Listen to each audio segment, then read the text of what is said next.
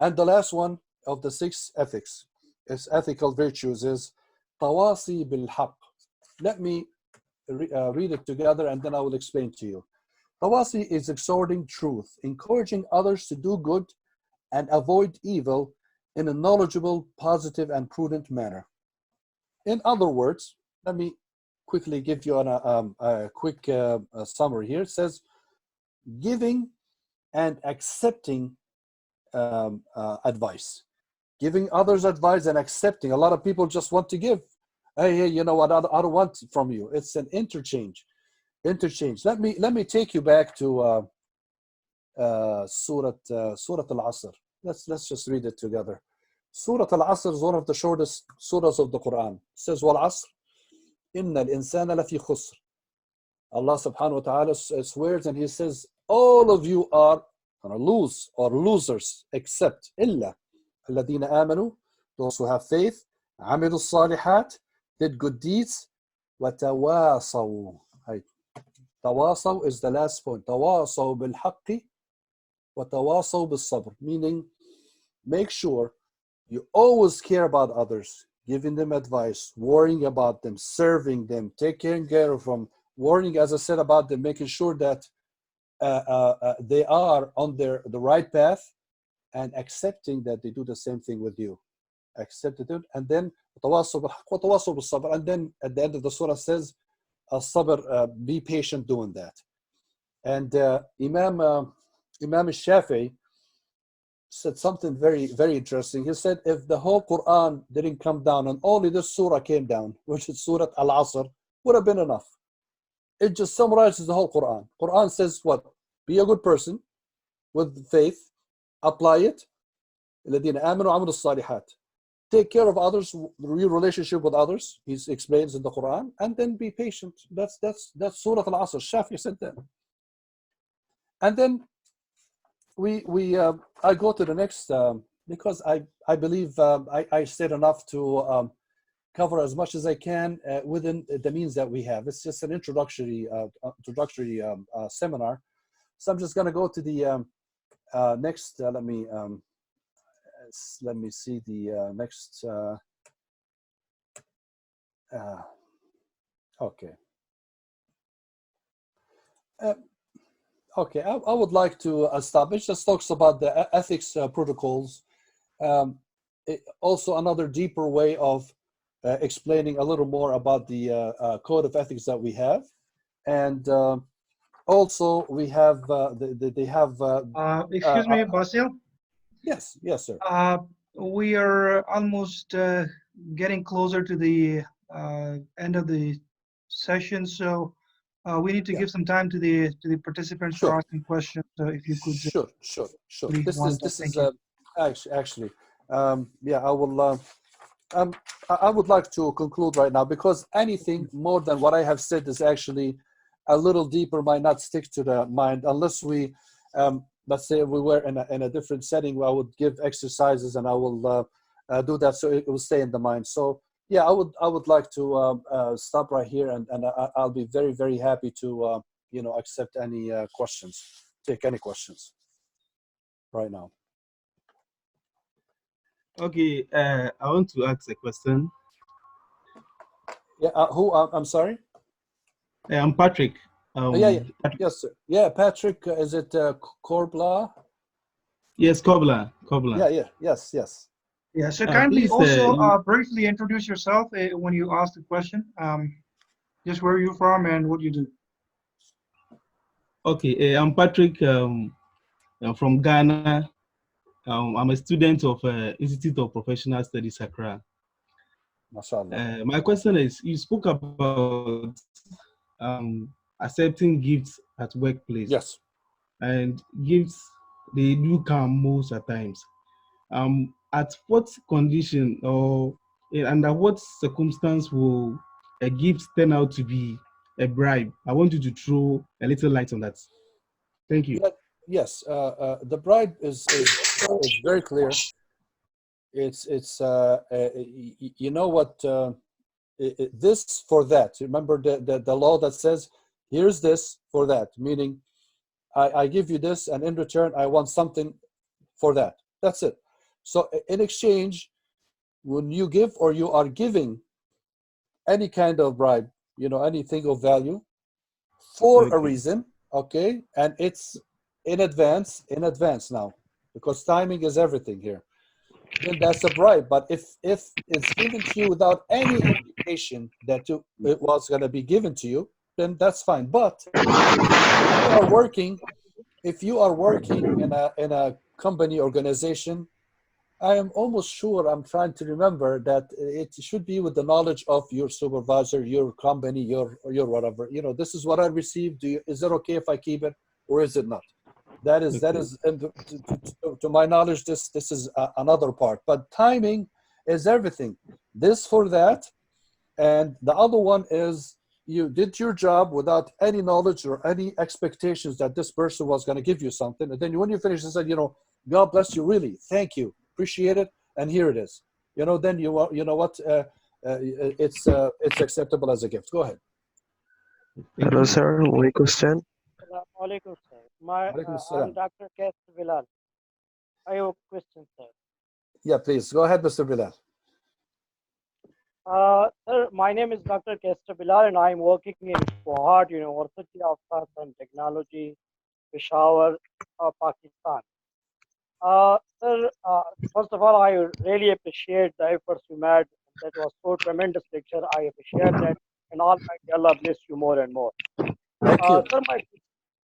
Sir, my question is that in a workplace, we actually face two sort of the things. One is the theoretical aspects of the ethics, the ethical values, and the second is our practices towards employees, to the customers, etc. But when we, during my at my office, at my workplace, I much have know about the ethical values, but during my working over there, I sometimes the execution and implementation of those ethical values in a true spirit is not so much, you may call it, I fail to execute those ethical values. Sir, can you guide me regarding that during my workplace, though I know most of the ethical values, but during my interaction with the customer, with the people, with the students, with the colleagues, why I used to fail all these things. So let me need some guidance regarding that, please. I'm trying to you understand the full picture, but I think I got it in general. But stop me if I wasn't directing exactly the answer. One thing I learned in life through following these things, without a doubt, is that people around you will not mess with you when they know you are on a certain path. Whether Muslim, not Muslim, doesn't matter. It really is up to you to decide what kind of environment do I want? What kind of people do I want around me? You go to the whatever environment, you don't expect something else other than what's in there. So all I'm saying is that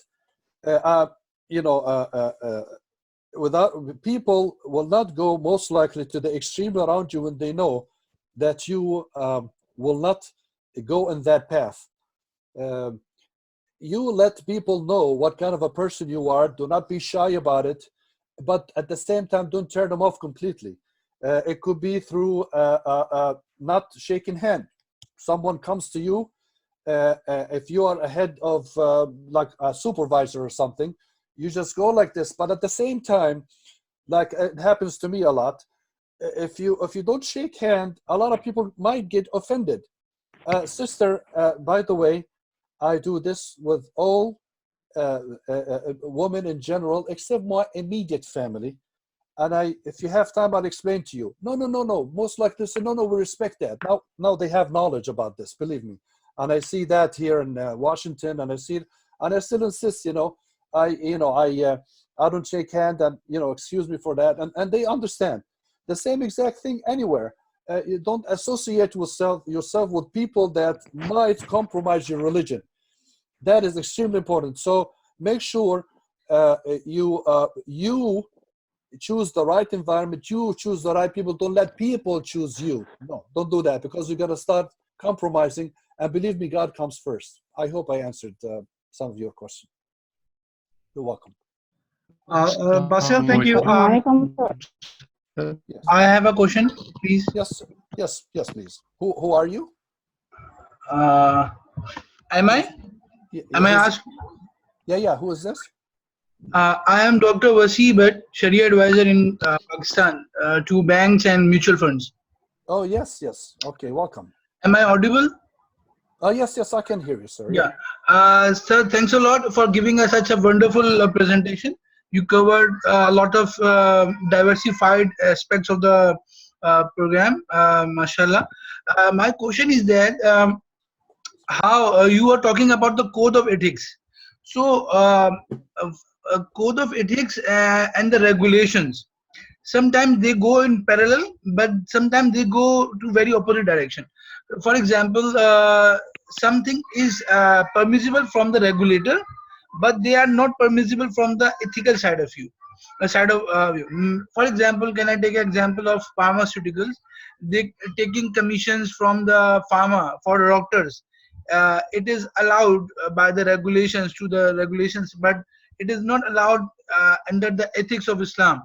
So please address this issue, that something is allowed under the law of land, but my ethics doesn't allow it. So can I impose that ethics on the whole industry or whole organization? Okay. One thing we have. Are you done, sir? Are you done with the question? Yeah. Yes.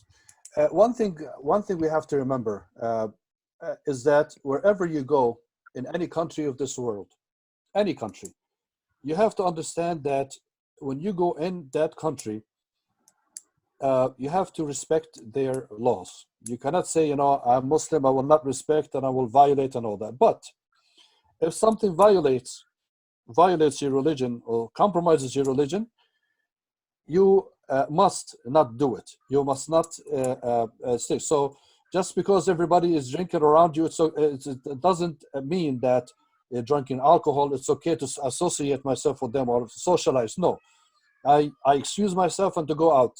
Just because everybody hugging or shaking hand, I have to do it. Otherwise, I will not be given this job or this project. No, it's okay. God will provide. I'll do the absolute minimum, but acceptable by my religion comes first. Now you go to countries, you cannot change. Just like in the USA right now, unfortunately, we cannot establish Islamic banks. Unfortunately, but in England they can. In UK they can. We cannot impose. We can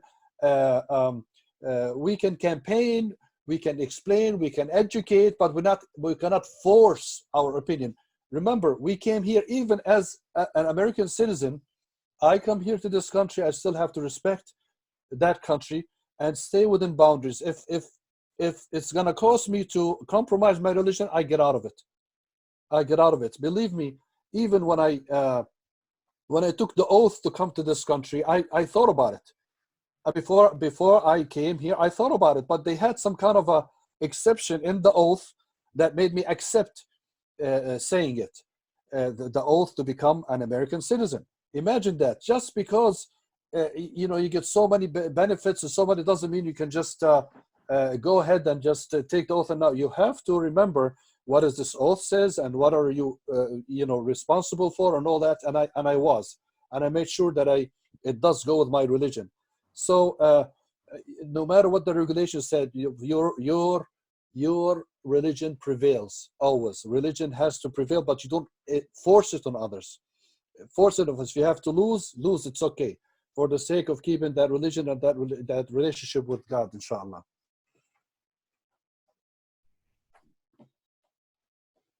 All right, I think we're running over time, so we cannot take more questions. Even though we have lots of questions and there were some questions in the chat box as well, I hope we can address those later on in the coming sessions. But I would like to wind up the session. Basil, thank you very much indeed. It was a wonderful seminar. I enjoyed it myself, and I think it was very useful for the participants as well. We had a good number, 43 participants attending this seminar from all corners of the world. So I would also like to thank the participants for attending this seminar. It's different timings in different corners of the world, and even people from the Far East are here. Thank you very much. I hope you learned a lot, and we will continue the session.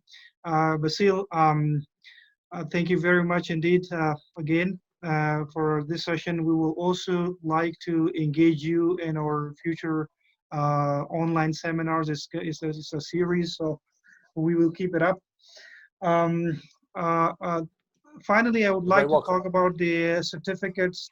All the participants who attended the event would receive a certificate.